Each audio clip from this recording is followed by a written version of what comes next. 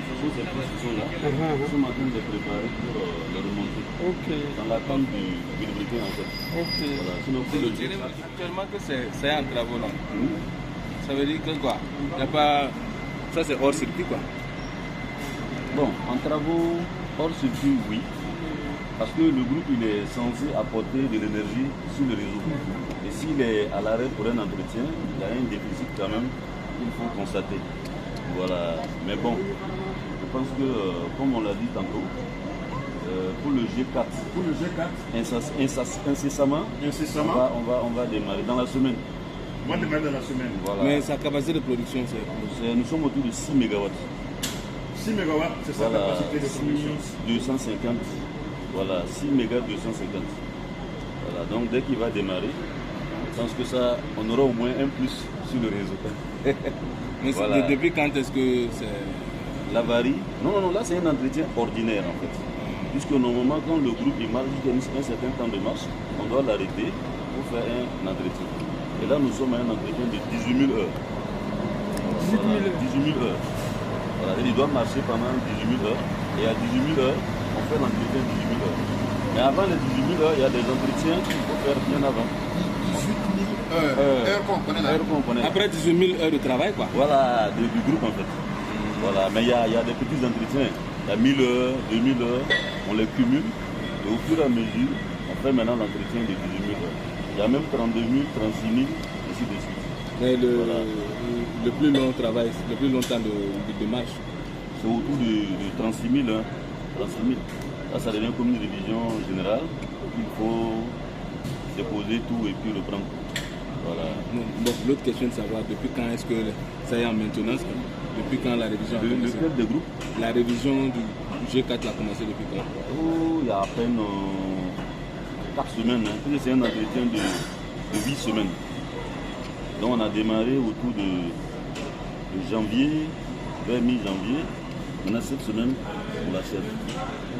C'est les recommandations du constructeur. Il donne des parties à toucher. Et pour les toucher, forcément, il y a un temps. Voilà. Donc c'est un groupe à la fois, pas de... Nous, actuellement, on fait les deux groupes à la fois. Nous sommes sur le G2 et le G4.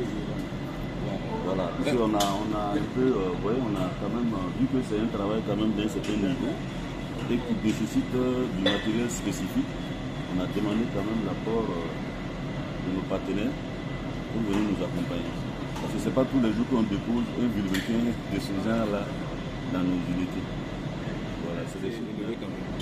Bon, si chaque groupe fait 6 mégas 250, bon, on va dire qu'on est autour de 13 mégas. Voilà, mais bon, ici là, le G4, c'est comme si c'était fait. Parce que ce qu'il nous reste à faire là, c'est. Je pense même qu'on est en train de tester le circuit d'eau. Voilà, parce que quand on dépose tout, il faut commencer les tests au fur et à mesure pour s'assurer de l'efficacité des circuits. Est-ce qu'il y a des fuites, il n'y a pas de fuites, et tout ça. Bon, on est sur ces détails-là.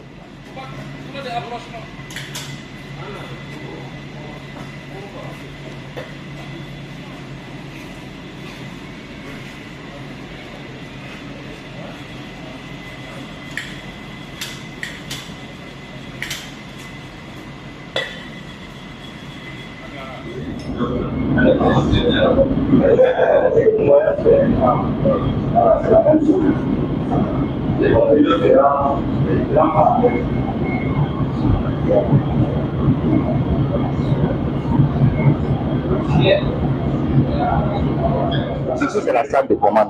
Voilà. C'est à travers cette salle, c'est ici qu'on pilote, c'est ici que les groupes sont pilotés. Le démarrage, l'arrêt, et lorsqu'il y a des défauts en bas, à travers les capteurs et autres là, l'automate nous signale ça ici. Et quand on nous signale, à travers la radio, nous appelons ceux qui sont en bas, voilà, pour essayer de résoudre tel ou tel problème. Voilà, lorsque ça signale. Voilà, la chaleur ici est chaud. La température ambiante même elle est chaude. Donc ça fait qu'on n'arrive pas à exploiter le groupe même à 100% de sa charge. Voilà. Donc ce qui nous fatigue là, c'est les températures souvent qui signalent. Et quand ça signale, comme je l'ai dit, il faut baisser la charge de groupe. Ouais. Actuellement on exploite le groupe là. On doit les exploiter à 17,6 MW. Voilà. Mais présentement, à cause de la température, là, vers le cahier. Nous sommes obligés de baisser la charge à 17 mégas. Nous sommes obligés de baisser la charge. Voilà. Et généralement, c'est dans la soirée qu'on remonte un peu la charge. Ici, il fait moins chaud. Voilà. Quand on baisse la charge, est-ce que ça impacte? Mais bien sûr, un groupe qui dérive 17,6 MW et qui le met à 17 MW. Et c'est dû à la température. Tu perds, je crois, un truc de 600. Tu perds un truc de 600. Voilà. 17,6. Tu exploites à 17. Voilà, tu vas perdre de moins 600.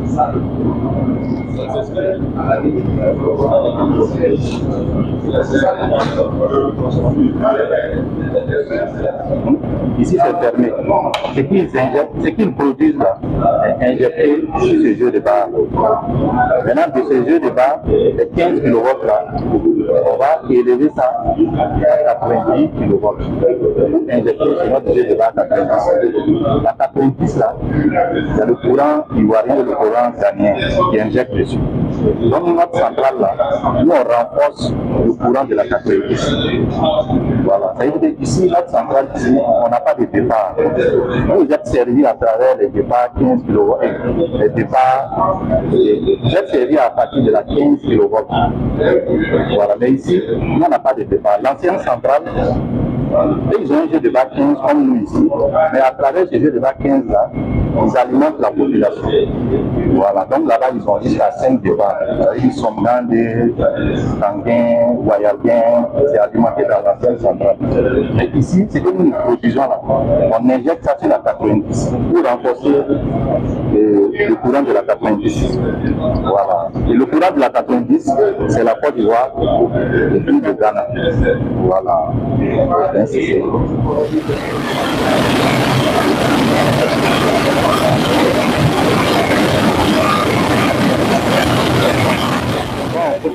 Côté salle des machines, on demande aux agents d'être très vigilants.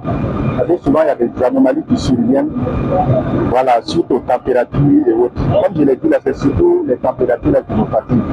Donc, ça fait qu'on est obligé souvent de baisser la charge de et ça, c'est partout. Voilà.